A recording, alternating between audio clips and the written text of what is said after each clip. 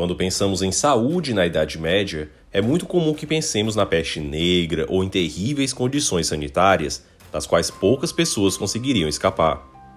Mas o que poucos sabem é como surgiram os hospitais medievais, como eles funcionavam e como a intervenção de uma rainha portuguesa modificou para sempre o sistema de saúde de todo o Império. E como você, mesmo sem saber, muito provavelmente já foi impactado por ela.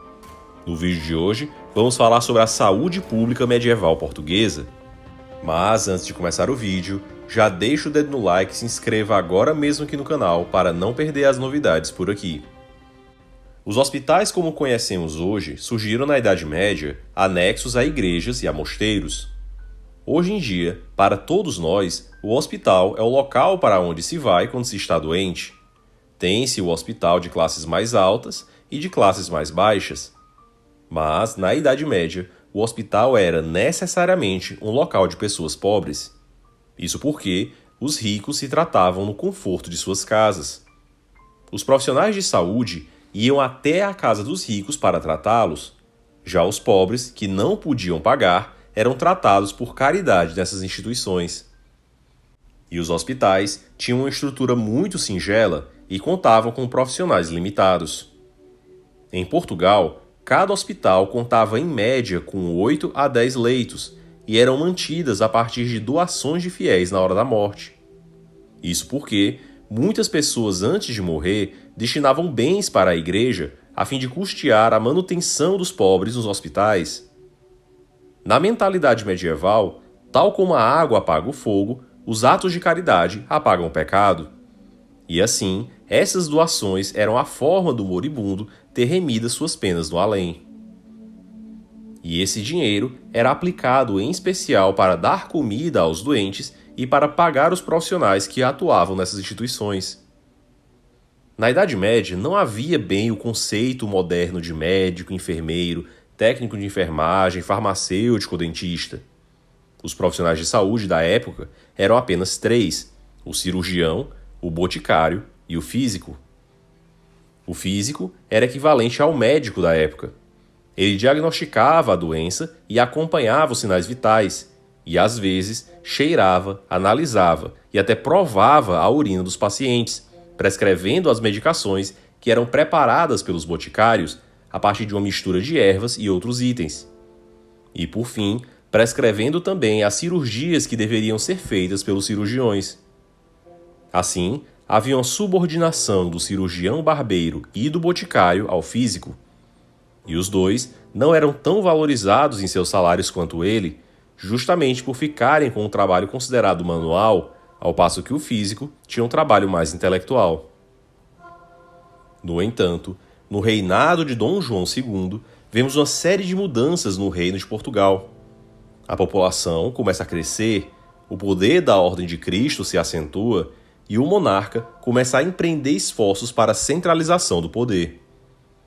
Os esforços de Dom João são perfeitamente relatados pela professora doutora Priscila Aquino no seu livro O Príncipe Perfeito e a Saúde do Reino, Medicina e Poder em Portugal no século XV. Nele, a historiadora narra o esforço de Dom João II em centralizar a assistência social do reino. E uma das ações de Dom João é estabelecer o regimento dos físicos e o regimento dos boticários. Os físicos e boticários, após fazerem uma prova, eram validados na sua profissão e recebiam do rei uma carta que os permitiam atuar em todos os cantos do império. Assim, o rei tentava diminuir a ação do curandeirismo, tentando dar um viés mais técnico à administração de ervas medicinais e soluções aos doentes. Apesar, claro, das grandes limitações da medicina da época. Como mencionamos anteriormente, os hospitais em Portugal eram pequenos, com poucos leitos, em geral administrados por meio de doações deixadas no leito de morte. Eram usados por pessoas pobres e, muitas vezes, parte do donativo acabava sendo desviado por corrupção. Assim, Dom João II decide centralizar os hospitais em um grande hospital. E o rei fecha os pequenos leitos dos demais hospitais e funda o Real Hospital de Todos os Santos, em Lisboa. Um hospital grandioso para os padrões da época, com cerca de 200 leitos. O hospital era dotado de uma capela, de onde o doente, a partir do seu leito, poderia assistir à missa. E o hospital foi pensado com conceitos extremamente avançados para a época. Por exemplo, atrás de cada leito haviam cortinas para que os físicos pudessem levar os pacientes que eventualmente morressem sem chamar a atenção dos demais. Isso porque, obviamente, ver a morte de pessoas próximas tinha um efeito psicológico nos demais pacientes e, consequentemente, resultava em uma piora do quadro de saúde de todos ao redor. E assim, o sistema de cortinas, de modo muito eficaz, praticamente acabava com esse problema. Todos os pacientes do hospital deveriam sempre rezar pela alma do rei, da rainha e do bispo, e a centralidade do hospital facilitou também o trabalho dos físicos, cirurgiões e boticários, que ao invés de se deslocarem entre diversos prédios, poderiam se concentrar em um mesmo lugar de forma mais habitual. Além de concentrar também mais recursos que permitiam mais realizações. E é nesse sentido que a intervenção de uma rainha portuguesa mudaria ainda mais os rumos da saúde no reino. Uma instituição criada para os presos se tornaria uma das maiores redes de caridade do Império Português, e é bem provável que você já tenha sido tratado por ela.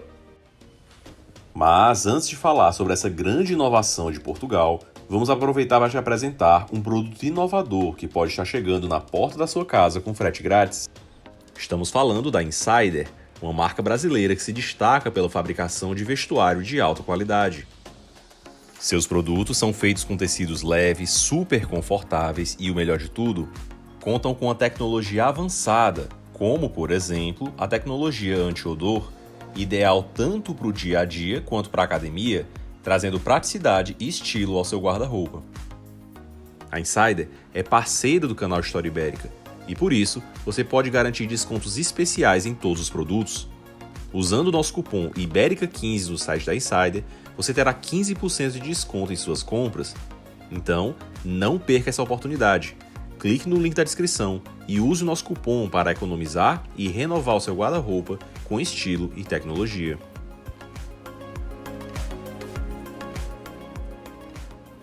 Em 1498, por influência do frei trinitário Miguel de Contreiras, a rainha Dona Leonor de Portugal passa a organizar uma irmandade de atendimento de obras de misericórdia com os pobres.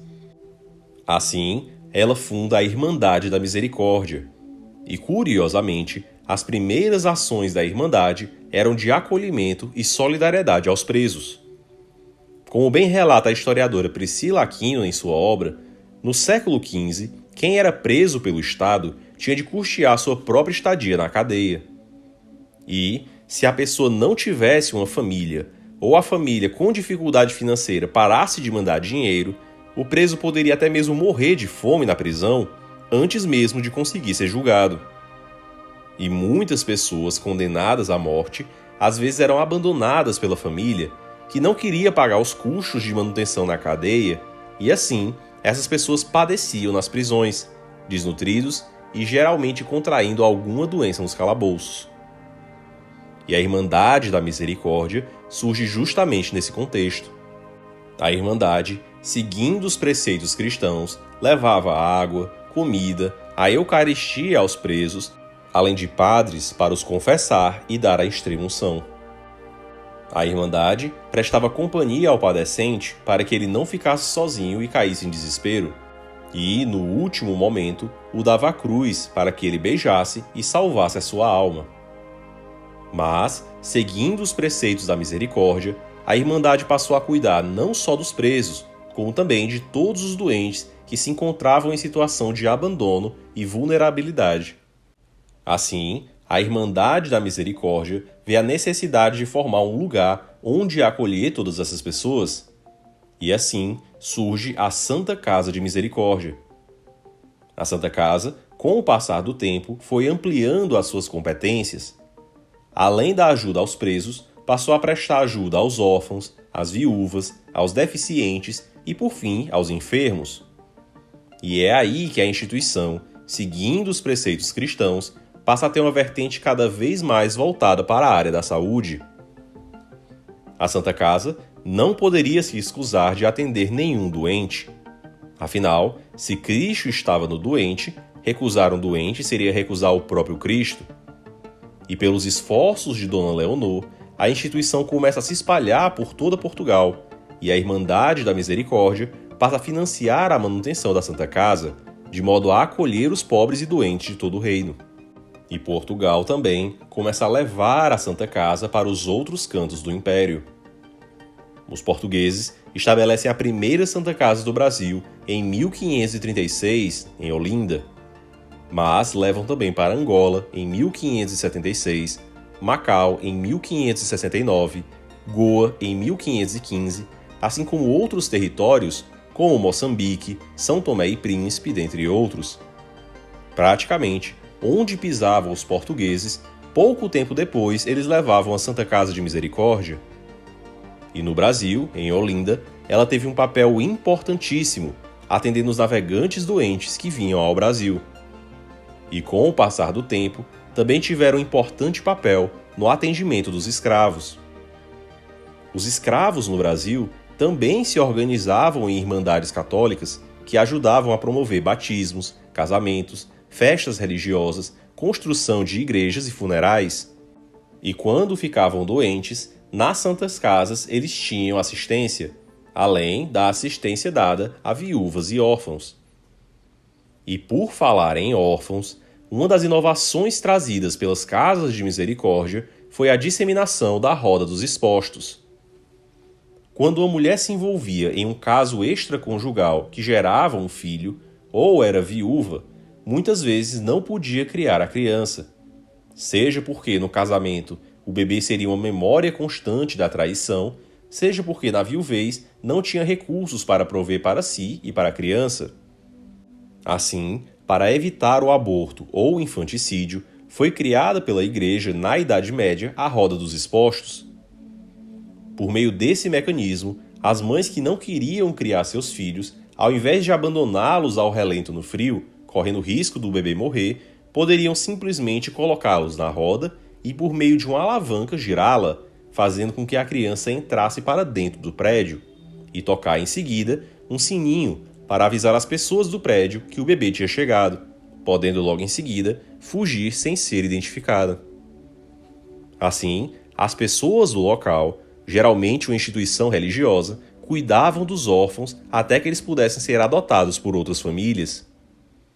No Brasil, as Santas Casas de Misericórdia se tornaram proeminentes na disseminação desse mecanismo, que salvou a vida de centenas de milhares de crianças. As Santas Casas eram mantidas regularmente por meio dos donativos das Irmandades. Essas organizações eram integradas pelos fidalgos e nobres do Império Português, pessoas que tinham condições e que sempre doavam recursos para a manutenção das atividades. Afinal, a Irmandade da Misericórdia foi criada diretamente por uma rainha. Assim, integrá-la unia a caridade cristã e, ao mesmo tempo, um certo prestígio de nobreza. O historiador Charles Boxer, em seu livro O Império Ultramarino Português, relata que as Misericórdias tiveram padrões bem elevados de honestidade e integridade. E até mesmo os estrangeiros, que criticavam muito os portugueses em suas obras, como o médico francês Charles Dellon, relataram que a caridade constitui toda a base dessa nobre e muito gloriosa sociedade, e quase não há uma cidade e vila digna de nota sob a jurisdição dos portugueses que não tenha uma igreja dedicada ao mesmo fim. Relata também que as Santas Casas eram independentes entre si. Com o passar do tempo, o poder público foi se apoderando das Santas Casas onde elas se encontravam. A necessidade de expansão constante conforme crescia a população e os gastos faziam com que as câmaras municipais sempre precisassem complementar as despesas para que o hospital continuasse de pé.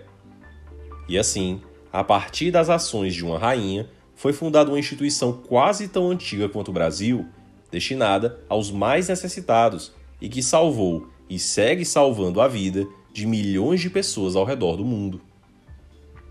E você, conhecia a história das Santas Casas de Misericórdia? Imaginava remontar a um passado tão distante? Qual desses fatos mais te surpreendeu? Então deixa aqui o seu comentário e já compartilha esse vídeo com seus amigos que são profissionais de saúde ou que simplesmente amam história para fortalecer o nosso trabalho. E aproveita e já confere os outros vídeos aqui do canal e se inscreva agora mesmo para se aprofundar cada vez mais na história ibérica.